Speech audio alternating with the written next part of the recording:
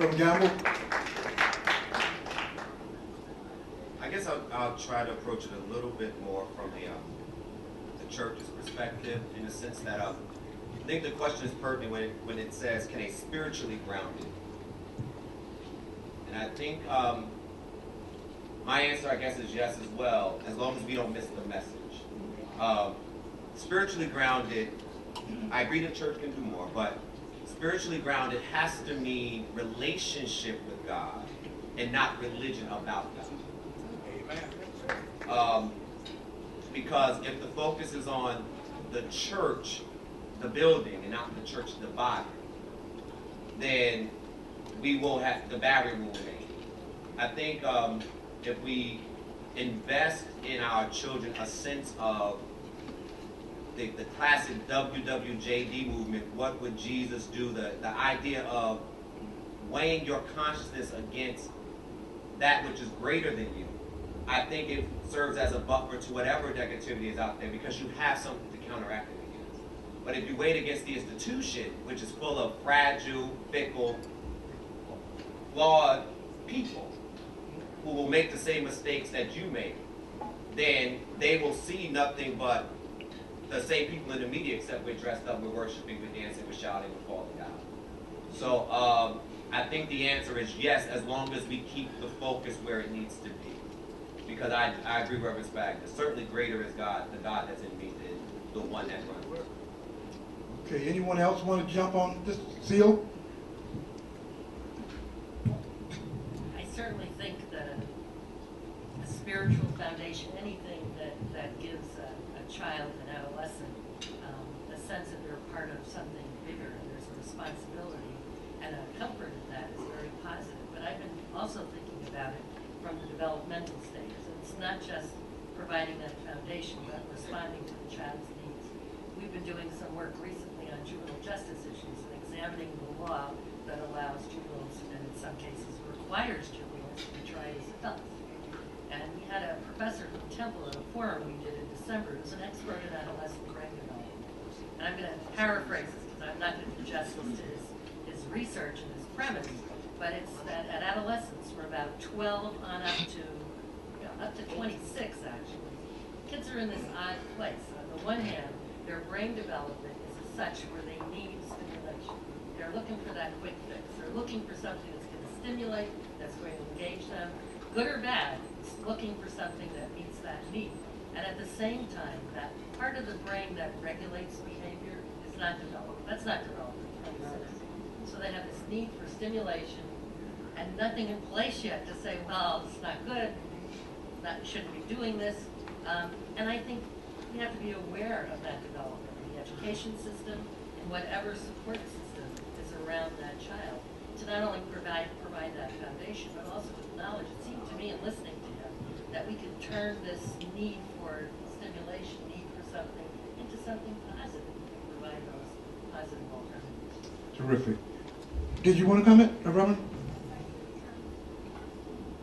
I'm trying to contain myself because I think around this issue in particular, my children have said to me often, Mom, you need to tone it down.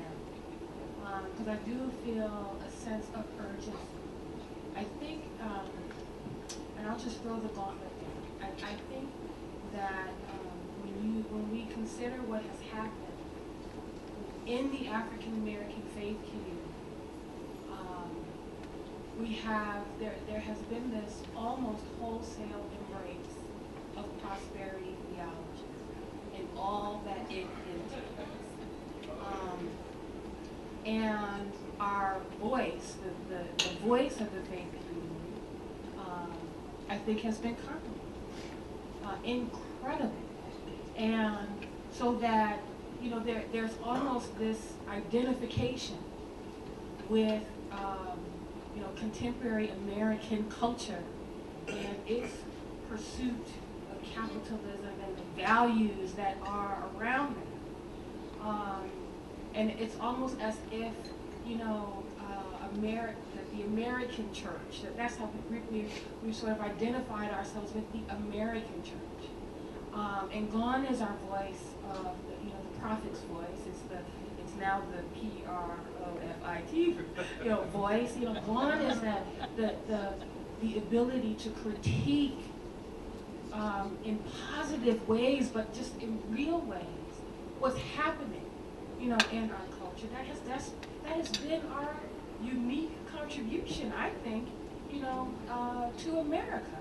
That the prophet's voice, and where is it? And with the work that I'm doing with the Children's Defense Fund, and now in particular around juvenile justice, when I think about what's happening with Black children, particularly with Black boys in this country, and how we are criminalizing them for being children, and how we are arresting them at earlier and earlier ages, and how we have spawned an industry that makes an incredible amount of money off their backs, and how you almost do not feel any sense of urgency in the Black faith community. We should be marching in the streets, and it's incredibly difficult just to get some of our faith leaders to sign on to a letter, to the governors. And so I'm not going to be a rabid dog about it, but I think that we've lost something, and we complain about the values of our young people, and how they don't have this and how they don't have that, how they wear their pants this way and how they we complain about them, but we do not acknowledge and hold ourselves accountable for this mess that we've passed on to them. They riot indifferently. They mimic, our abandonment indifferently.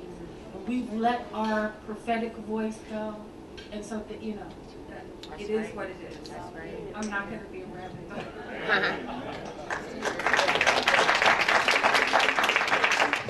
So we spoke earlier on community pride and culture, and we looked and talked about the models that you would look to improve education. But I didn't hear anyone speak about looking beyond the United States to those countries that are passing us in education.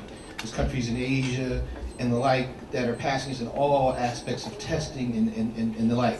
But also here, when there are communities here, ethnic communities, religious communities, where their churches are having classes after school or on Saturdays to teach them not only their language but their own culture and their own history. I want to hear what your thoughts are on trying to integrate all of that into our discussion. Anyone want to respond, Reverend Gamble? I appreciate that question, but I also, and I had a professor say it to me, and I think it's so pertinent to particularly our community, because we are, at least historically, people who like to drink Kool-Aid. Yeah. But you can't drink every Kool-Aid. In the sense that sometimes what is marketed about other countries and their levels of excellence, there are some things that are left out of the data. For example, many of the countries that, quote, exceed us have already screened out the children that will not make it, at least in their eyes. So by the time the data comes and we're compared internationally, the cream of the crop is who are being compared. Whereas in America, in a democracy, at least so we project. And now that's another conversation. All of the children are being compared. Our thought is that everyone gets a thorough and efficient education, whereas that is not the mantra of most countries. So let's just say to that degree, while other countries certainly have a number of pieces to add to the conversation of education and we can share, let's not shoot ourselves in the foot by saying that they're necessarily exceeding us. Because the question is who holds the data and who's recording the data. Brad, do you want to comment on that?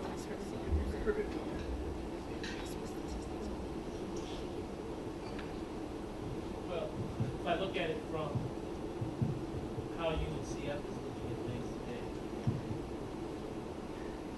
we're looking at what is happening in the public schools in the United States, and we're trying to see how we can improve that so that children are not only able to pay for college, but are able to go to college and succeed by trying to address some of the education they're not getting in the early years and trying to help make sure they get the right kind of education. One of the ways we're doing that is across the country, we are having these Empower Me tours, to where we're providing 7th through 12th graders an opportunity to learn about what they need to do to prepare for college in the early parts of their educational experience. We here in Newark can experience that next month at Essex Community College, where we will be having the Empowerment Tour.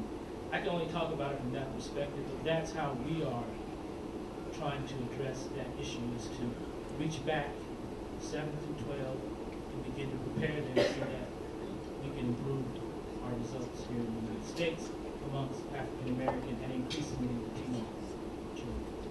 Anybody else want to comment? Gus, anybody? Okay. The next question comes from this lady right here. She's got the microphone. I just would like for someone to address the fact that we need a more concentrated effort in educating our parents. That's right. Because our parents really are high schoolers. That's right. And some parents, most of the children have parents, their grandparents are the parents. That's right. And so the issue of, I know that education should start on the preschool level, but actually I think it begins in the womb. That's right. With our teenage parents. We need to address that. Because that's why we're going to have a generation of students who are actually raising themselves. And when we think that the majority culture, children are homeless, there's a lot of homelessness and poverty, just think about how that impacts our community and our children. Who wants to handle that? Seal and then Emma. I think that's an excellent point, and it came up earlier this morning. Someone talked about having parents who need to have parents engaged and involved. I think that's a critical issue. We have some models for that, right? Preschool parents play a particular role in charter schools, and I know that there's been a great discussion because it hasn't been polarized. But when we look across at schools that are succeeding, I think school success depends on engaging parents. And too often it's talked about a $50 parent. I don't believe that's true. I don't think the schools that reached out and engaged parents in the right way. We released a report on poverty this week. Yesterday, it was part of a panel discussion where there was a young mother with 3 children, working full-time, no car, living in the community, struggling to pay her rent, focused on what was best for her kids. She is not going to be able to go to PTA meetings in the afternoon in her public school. The school has to engage her, has to respect the struggle that she has. She has something to offer, and I don't think that that's happened in a meaningful way that makes parents feel that they're not there simply to support the school, but they're part of the decision making too, and that they're also a critical part of their child's education. Emma?